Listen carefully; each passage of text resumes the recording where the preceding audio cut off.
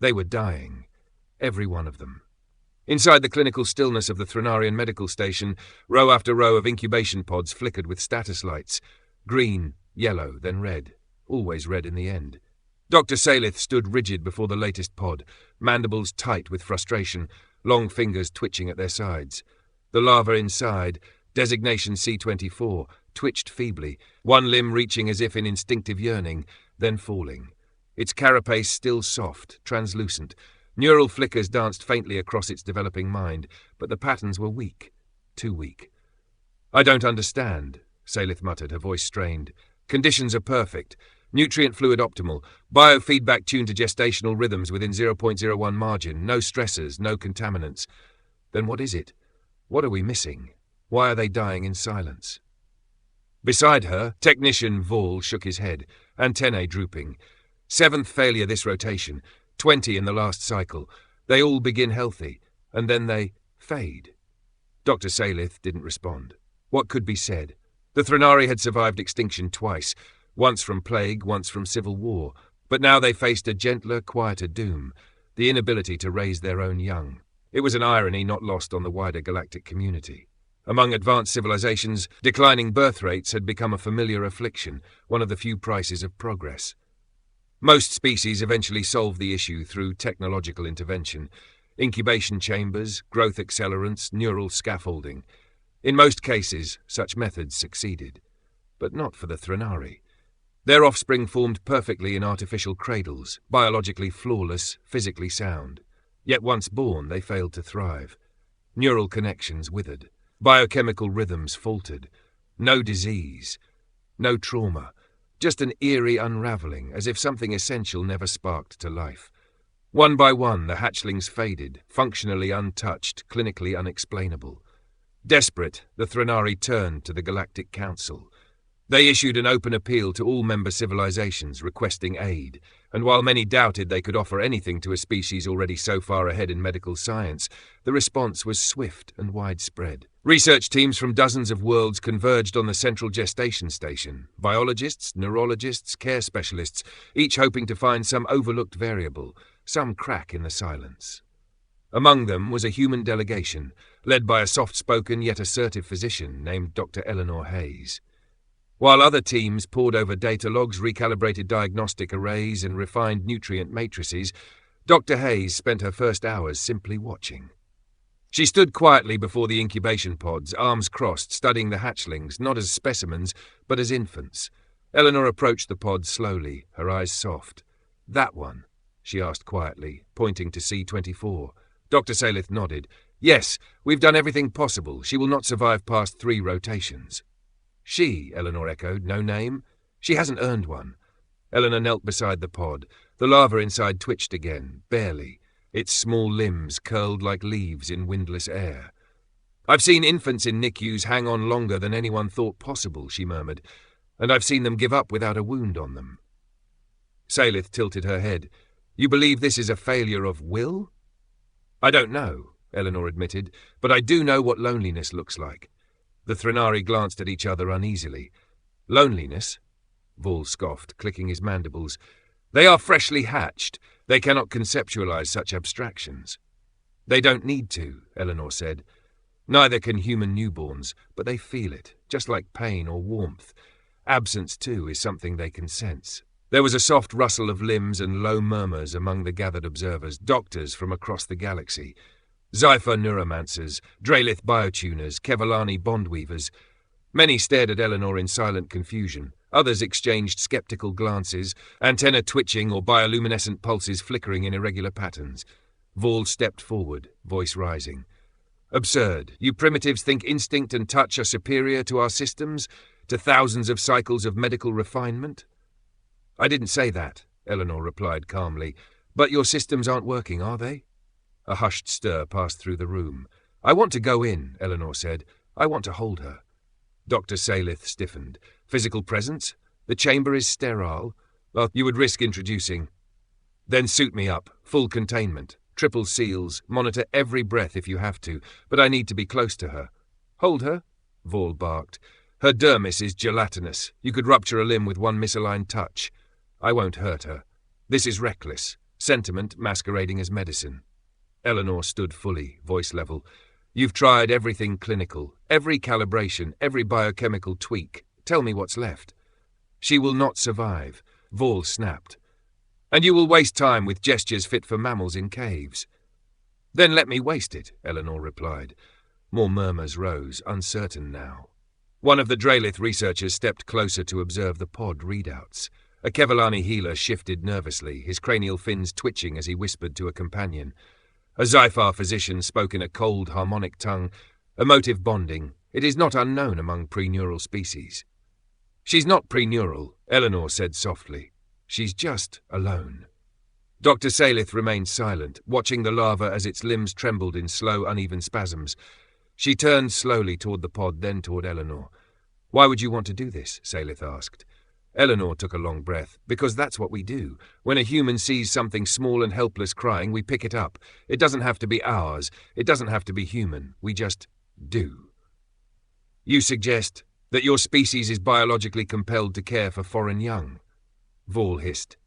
That is not science. No, Eleanor said, it's instinct. The larva let out a faint, clicking chirp, barely audible, but enough to freeze every being in the room. Eleanor stepped back from the pod and looked Dr. Salith in the eyes. I'm volunteering, she said. Let me try. A long silence followed. Finally, Salith spoke. Prep Chamber 7, she said. Sterile overlay, full biometric recording. Vol snapped upright. You're letting her touch it? Salith did not look at him. We've tried everything else. The sterilization protocols were excessive. Eleanor had to stand arms out in a UV fog chamber for 20 minutes, then don a triple-layer isolation suit laced with microsensors and auto-neutralizers. Every step was monitored, every breath was logged. One wrong motion and the entire chamber would flood with sterilizing foam. You understand, said Doctor Salith over the comms. If you breach containment, we will evacuate the nursery. Got it, Eleanor said, muffled behind her helmet. Don't sneeze. Don't slip. Don't die. It was supposed to be a joke. No one laughed. She stepped into the hatchery. It was warm, warmer than she expected. Soft ambient light pulsed in time with the artificial circadian rhythm the Threnari had calibrated down to the millisecond. Quiet humming filled the room.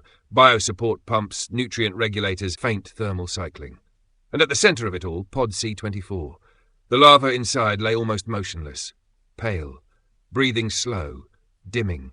Vitals? She asked. Neural cohesion has dropped another 12%, said Vol from behind the glass. She is nearing terminal flicker. His tone was clinical, absolute, but not entirely steady. Eleanor approached the pod slowly. Open it. A pause. Vol's voice came colder this time. This will be on you if she dies. She is already dying. Open it, she said again. Another pause. This one longer. Then the seal gagged with a faint hiss. The lid retracted. Moist heat drifted out like a sigh. Behind the glass, Vol didn't speak, but one of his secondary limbs flexed slightly, a gesture not in the training manual. Eleanor stared down at the fragile creature, barely the length of her forearm. 6 spindly limbs, gossamer plates, translucent eyes that shimmered faintly, unfocused. She didn't hesitate. With gentle hands, she slipped one arm under the larva's curling body, cradling it against her chest. The suit's adaptive membrane flexed, adjusting heat and pressure automatically. The larva squirmed, barely. That's it, Eleanor whispered, rocking gently on her heels. I've got you. I'm right here. A soft chirp, then another. The sound was pitiful, uncertain. Dr. Salith's voice came sharply through the comm. Do not stimulate distress vocalization. They can spiral into neurological collapse. This isn't distress, she said. It's not a cry for help. It's a question. Question? Vol echoed. His voice wavered slightly. That is not how we interpret the stimulus-response curves. She's asking if someone's listening. Eleanor sank to the padded floor, still holding the larva close. She rocked her slowly, like she'd done for dozens of premature infants back on Earth. No machines, no theories, just presence. You're not alone, she murmured. I'm right here. Behind the glass, the assembled alien specialists stared in silence. One whispered, why does it quiet when she speaks? 5 minutes passed, then 10. Inside the control room, the Threnari watched in absolute silence. Her neural flickers, Vol said in disbelief. They're stabilizing. Dr. Salith leaned in. Run it again. They're growing stronger, Vol murmured, not taking his eyes off the screen, regaining rhythm. Neural cohesion is up 6%. Then, almost to himself, "That's impossible." "No," said Salith, breath catching. It's working." In the hatchery, Eleanor felt a faint flutter against her suit. Tiny limbs curled tighter. The larva shifted its head against her chest. It made another chirp. This one soft, content. "She knows I'm here," Eleanor whispered. "That someone came, that someone stayed." Outside the observing glass, whispers spread like ripples, murmurs, fractured logic clashing against undeniable evidence. Minutes turned into hours. Eleanor didn't move except to shift her arms when they grew numb. Her back ached, sweat pooled under the suit. Her knees throbbed. She didn't care, because the little thing in her arms wasn't fading anymore. She was clinging. When the vitals reached stability thresholds, the research team nearly forgot to breathe. The larva's neural map, once fading like a dying star, now glowed with restored synapse activity. "She's forming patterns," Vol whispered, "as if she knows safety." "Doctor." Salith stepped back from the console, speechless. The science didn't explain this. Nothing in their models accounted for physical touch, for heartbeat rhythms, for warmth. But the human had offered something their data never did. Presence. Later, after Eleanor had been helped out of the suit and treated for mild dehydration, she stood in the observation room once again, wrapped in a blanket and sipping hot water. C-24 now slept peacefully inside her pod. Her vitals pulsed in perfect rhythm. Dr. Salith approached her quietly. "We do not know how to process this." "Don't overthink it," Eleanor replied, her voice hoarse. "You raise your young with machines. Humans raise them with arms. Your presence, it altered her development." Eleanor shook her head. "Not altered. Supported. She didn't need data. She needed to feel someone nearby." "Presence as a medical treatment," Vol muttered, still staring at the readouts. "This changes everything." Dr. Salith looked at Eleanor with something between reverence and confusion. "Do you understand what you've done?" Eleanor looked at the larva. "I stayed. That's all." "Why?" The question hung in the air. Eleanor took a long breath. When she spoke, her words carried the quiet weight of 1,000 generations. "On our world, we have raised children in the ashes of cities, in the silence after storms. We have swaddled the fragile and the fierce alike, carried them through ice and fire, through darkness without end. We took beasts with eyes like flame and breath like thunder, lions, wolves, bears, and we taught them to sleep at our feet. Not through dominance, through care, through patience, through something deeper than instinct. We've sung lullabies to predators and wept for dying pets as though they were blood of our blood. We've lifted screaming infants from rubble, soothed strangers as though they were our own. We've cradled life simply because it was life." She turned, meeting the gazes of beings who had mapped stars and rewritten genomes. "We do not touch the helpless because it is wise," she said. "We do it because we must, because something ancient in us answers the cry." And then softer, like the close of an old tale, "It is the oldest thing we remember." The Threnari were silent. Vol didn't speak right away. His mandibles twitched, an unconscious tic Eleanor had come to recognize as conflict. "I called your methods primitive," he said at last. "Sentimental, naive." He stepped closer to the glass, watching C-24 sleep, her limbs curled like petals in bloom. "But the metrics do not lie," he murmured, "and neither do the miracles." Eleanor turned to him, surprised. "We build algorithms," Vol continued, "but you built trust, without protocol, without calibration." His antennae dipped, a gesture she now understood as apology. "For what it is worth, I was wrong." Then softly he continued, "Will you stay again?" Eleanor looked at them, then at the hallway lined with silent pods. "Yes," she said, "for as long as it takes." And so the human sat again, blanket draped like old armor, bones aching, heart steady, while behind the glass the small lights began to blink green. 3 weeks later, C-24 chirped loudly from her new soft bed pod. No longer fragile, no longer fading, she didn't merely survive, she demanded attention.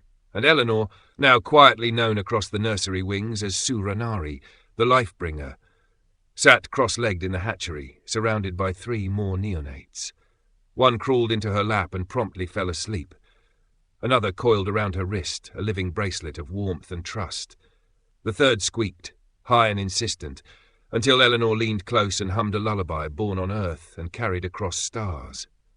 Outside the observation glass, dozens of Threnari researchers stood motionless, watching, recording, whispering, but not one dared to interrupt, because something was shifting, not in data, not in diagnostics, but in the spaces between heartbeats. A new understanding was forming, not through equations, but through presence. And for the first time in many Threnari lifetimes, the nursery did not echo with silence. It rang with the sound of life.